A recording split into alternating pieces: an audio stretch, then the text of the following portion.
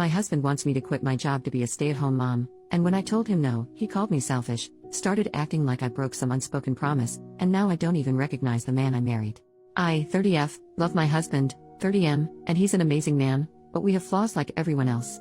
We both aged out of foster care and met at a youth fulfillment program, basically a work camp that helps kids with no families learn the fundamentals for living, finances, certificates, as needed. We were both 18 and stayed in contact after the program ended. He made it clear he liked me, but I was truly petrified of men at that point in my life due to past experiences and rejected him a bit harshly.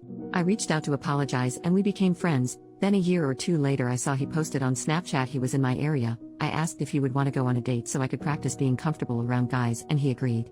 He never made a move, never touched me, never made weird eye contact. If I said no he didn't ask a second time, not even as a suggestion.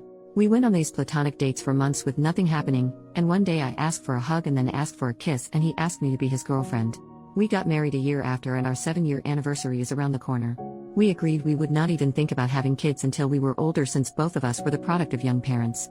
We've really just only focused on getting by on using as little money as possible and saving up every dime to buy a house. Thankfully, we got our house a few months ago and we were both able to quit our second jobs and for the first time only work regular 9-to-5s. Yay! I've discovered I really like gardening and baking and I love having a real home. We have been discussing adding to our family by having a baby and I feel very ready to be a mom. Scared still, yes, but ready. But my husband brought up how sad I would be if I had to quit since I've worked so hard. I told him I had zero plans to quit, I would only take maternity leave. Plus my company allows maternal and paternal remote options for 1 year after birth, so I can just work from home if needed. I know it's a lot to do with a newborn but giving up the security of my paycheck is simply not an option. He told me this was what we worked for, to make our own perfect family opposite from what ours were like and I was blindsiding him by changing my plans and I told him no plan has changed, I can have a career and be a mom. Plenty of women do it. He doesn't have to quit his job to be a dad so why should I? He said it wouldn't work for a baby's needs and I told him okay, since I make more money than you, why don't you quit and I go back to work remotely after healing from birth. That way we have both hands on deck and we don't have a severe loss of income. I make $89,000 a year and he makes $52,000 a year. He mentioned that if I trusted him fully this shouldn't be a problem.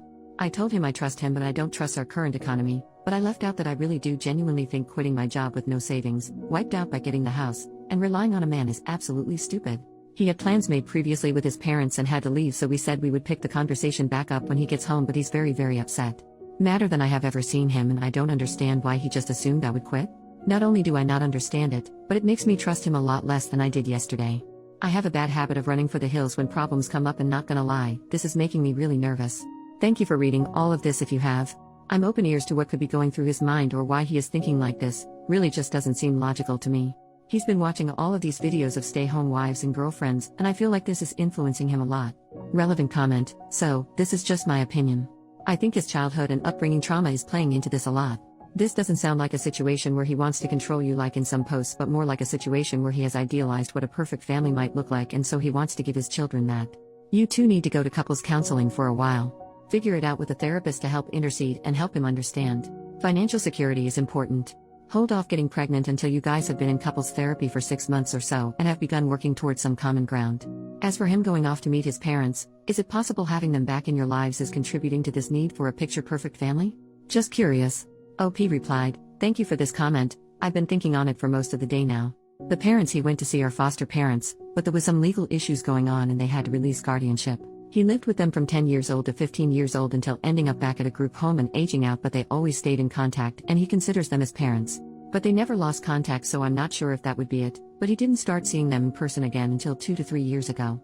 I've never thought he was controlling, but we have talked in the past about this type of thing and I have always told him I would never want to be a stay-at-home mom. Maybe, at most, until they're in elementary if he was making a lot more money but we're not at the income level or networking level where I can get away with having 5-year gaps in my employment. Neither of us has attempted therapy again, and most of our experiences were less than pleasant with child services counselors so I'll see if he's open to the idea. Update, 3.5 months later, it's been a few days since he came home and told me he met a girl at work and she's a better woman than me, and that she has a son already, and will be a stay-at-home wife or girlfriend or whatever the hell. He gets his happy ending I guess. He texted me right before I got off work and asked me to pick up food from one of our usual date night spots. I got home and noticed his car had boxes in it and a woman I didn't know. I tried opening the door but it was locked and she just looked at me. What little was left of our savings, he took. And both of our cats. I didn't see this coming at all. I haven't told any of my friends yet. His adoptive parents have been dropping me off food that I can't even force myself to eat. I haven't cried yet.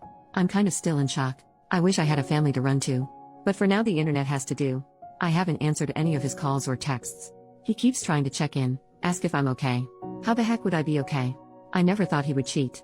I asked him to promise if there was ever someone else he would just tell me as soon as he knew, but they've been together at least 6 months.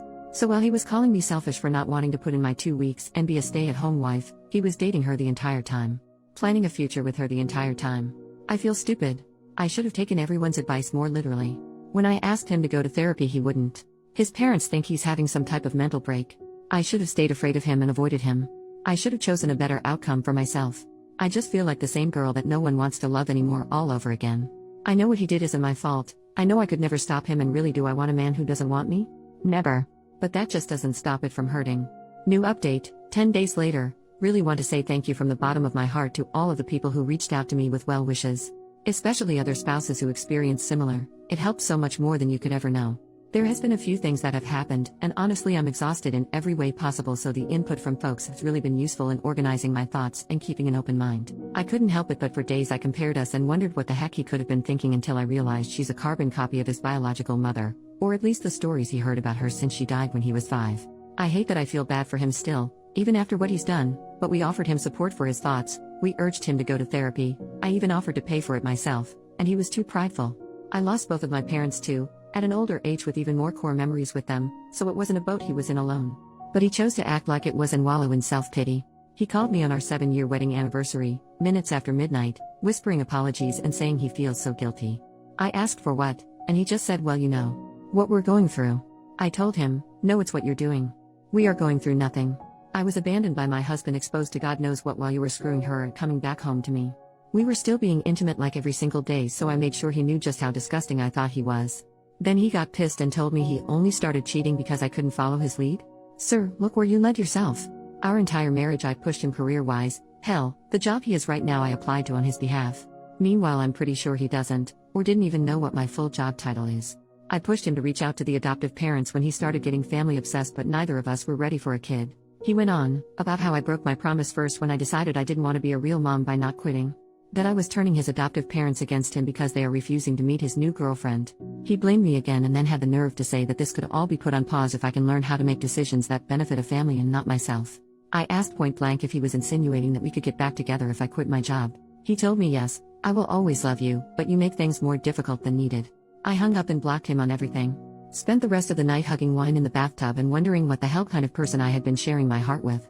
The next day he went public with their relationship, posting a photo to Instagram, and most of our mutual friends reached out, with my closest friends commenting not so kind things on the photo. As it turns out, he and his new girlfriend have been together for 7, almost 8 months. She is 20, her son is around 2. I reached out to her ex, the father of her son, who she had left to be with my ex-husband. She moved out in the middle of the day and took their kids, so he was just as blindsided, if not more, than I was. We met up and went for a walk, stopped by a bar. Literally cried, laughed, hugged each other, sang songs way too loudly and sobbed in public like a lunatic, but it helped so much.